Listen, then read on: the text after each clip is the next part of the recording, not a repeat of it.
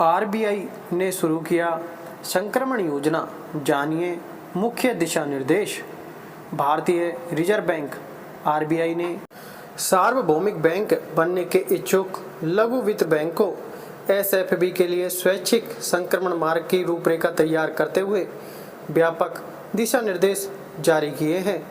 इन दिशा निर्देशों में ऐसे परिवर्तन के लिए विशिष्ट पात्रता, मानदंड और प्रक्रियात्मक अपेक्षाएं निर्धारित की गई हैं, जिनका उद्देश्य बैंकिंग क्षेत्र में वित्तीय स्थिरता और परिचालनात्मक प्रभावकारिता सुनिश्चित करना है। पात्रता मानदंड रूपांतरण के लिए अर्हता प्राप्त करने के लिए एसएफबी को 1000 करोड़ की न्यूनतम निवेश संपत्ति, पिछले 2 वित्तीय वर्षों में निरंतर लाभप्रदता, कम गैर निष्पादित परिसंपत्ति एनपीए अनुपात और एक विविध ऋण पोर्टफोलियो सहित कड़े मानदंडों को पूरा करना होगा। इसके अतिरिक्त किसी मान्यता प्राप्त स्टॉक एक्सचेंज पर सूचीबद्ध स्थिति और कम से कम 5 वर्षों के लिए प्रदर्शन का संतोषजनक ट्रैक रिकॉर्ड बनाए रखना चाहिए। संक्रमण प्रक्रिया: इच्छुक एसएफबी को एक सार्वभौमिक बैंक में संक्रमण की अपनी इच्छा के लिए एक विस्तृत तर्क प्रस्तुत करना चाहिए। आवेदन पर आरबीआई सार्वभौमिक बैंकों के लिए मौजूदा लाइसेंसिंग दिशा निर्देशों और प्रासंगिक नियामक निर्देशों के अनुसार उनकी पात्रता का आंकलन करेगा। ट्रांजिशन बैंक सभी लागू मानदंडों के अधीन होगा, जिसमें non operative financial holding company संरचना की आवश्यकता शामिल है।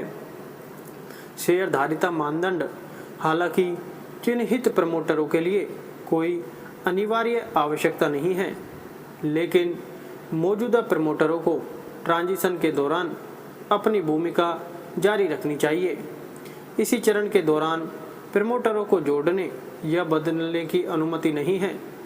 संक्रमण के बाद प्रमोटरों के लिए कोई नई अनिवार्य लॉक इन आवश्यकता नहीं होगी और पहले से अनुमोदित शेयरधारिता कमजोर पड़ने की योजना अपरिवर्तित रहेगी। संभावित प्रभाव: आरबीआई का यह कदम एसएफबी के लिए सार्वभौमिक बैंकों में परिवर्तित होकर अपनी परिचालन क्षमताओं और वित्तीय स्थिति को बढ़ाने के रास्ते खोलता है। इससे उनकी प्रतिस्पर्धात्मकता में सुधार होने, उनके ग्राहक आधार का विस्तार करने और बैंकिंग सेवाओं की एक विस्तृत श्रृंखला तक पहुंच को सक्षम करने की उम्मीद है। अंततः भारत के बैंकिंग क्षेत्र की वृद्धि और स्थिरता में योगदान होगा।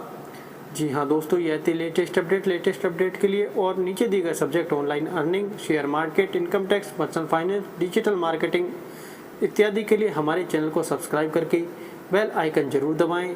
धन्यवाद।